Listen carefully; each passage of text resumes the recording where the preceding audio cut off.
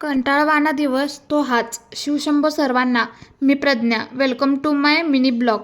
कालच्या देवदर्शनामुळे मनात एक पॉझिटिव्ह एनर्जी निर्माण झाली. पण प्रवासामुळे इतका कंटाळा आला होता की उठणं होतच नव्हतं.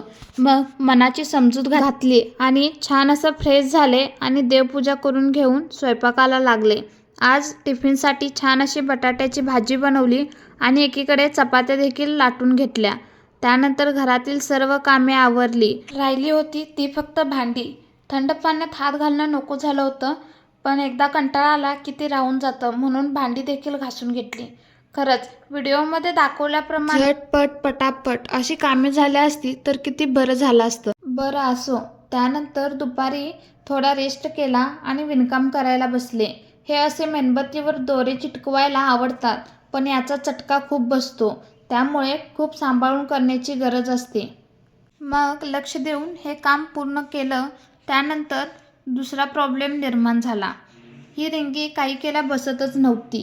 खूपदा प्रयत्न केला, त्यानंतर कुठेतरीही जाऊन व्यवस्थित बसली. मग कंटाळवाणा दिवस घालवण्यासाठी मस्त असा चहा बनवला आणि गरमागरम चहा एन्जॉय केला आणि आजचा कंटाळवाणा दिवस असा संपला.